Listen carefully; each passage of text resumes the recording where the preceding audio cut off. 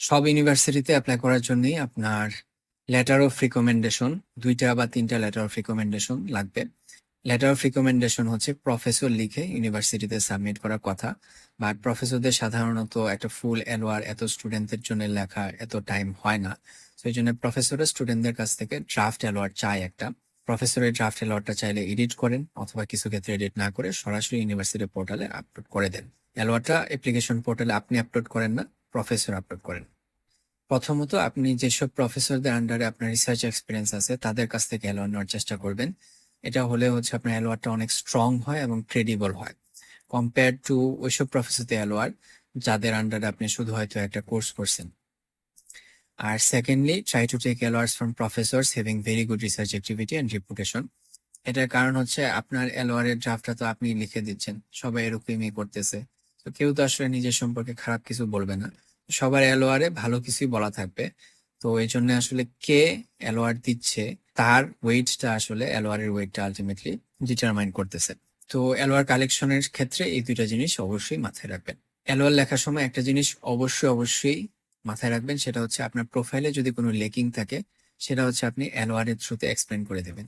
অর্থাৎ ধরেন আপনার সিজিপি একটু কম আছে, এটা কারণ কি? এটা কারণ আপনার ফার্স্ট সেমিস্টারে আপনি নিউ ইউনিভার্সিটিতে জয়েন করছিলেন, তখন জিনিসগুলো এত ভালো বুঝেন নাই, এই জন্য আপনার ওভারঅল সিজিপি এটা ড্রপ করে ফেলছে।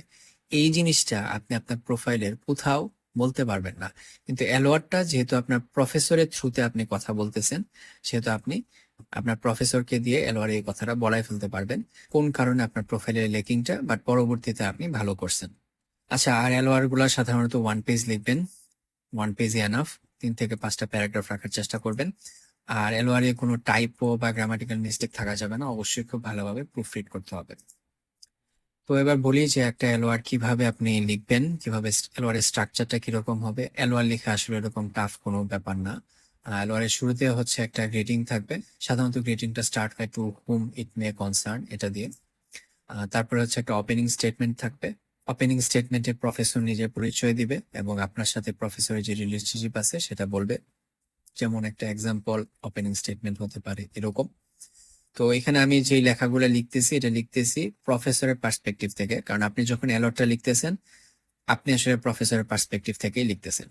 আচ্ছা, দেন হচ্ছে আপনি প্রফেসর আপনার সম্পর্কে একটা কনসাইজ ওভারভিউ দিবে, যেটাতে হচ্ছে আপনার স্ট্রেংথ এবং কেন আপনি এক্সেপশনাল এই জিনিসগুলো উঠে আসবে।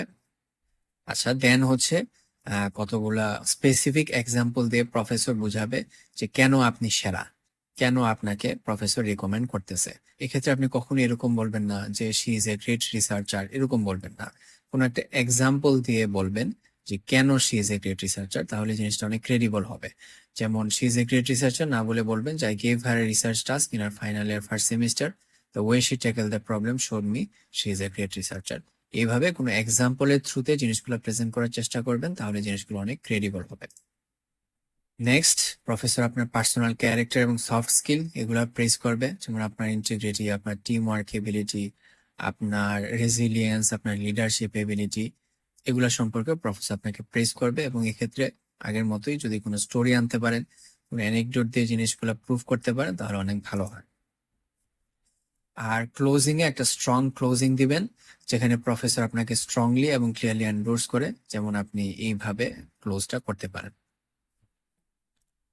এট the very end professor contact info দিবেন এবং বলবেন যে যদি কোনো দরকার হয় তাহলে প্রফেসরের সাথে যেন কথা বলেন।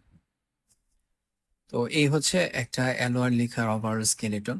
এলওয়ার লেখা খুব একটা টাফ কোনো ব্যাপার না। আমি আপনাদের সাথে কতগুলো এলওয়ার ড্রাফট শেয়ার করে দিব, আপনারা এই এলওয়ার গুলা পড়লেই বুঝতে পারবেন যে কিভাবে একটা প্রপারলি এলওয়ার লিখতে পারবেন।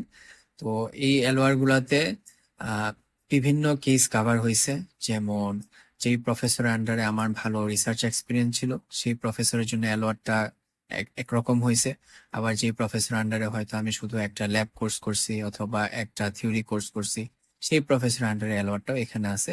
সো অল পসিবল কেসে আপনি কি লিখবেন সেটা এগুলো পড়লে বোঝা যাবে।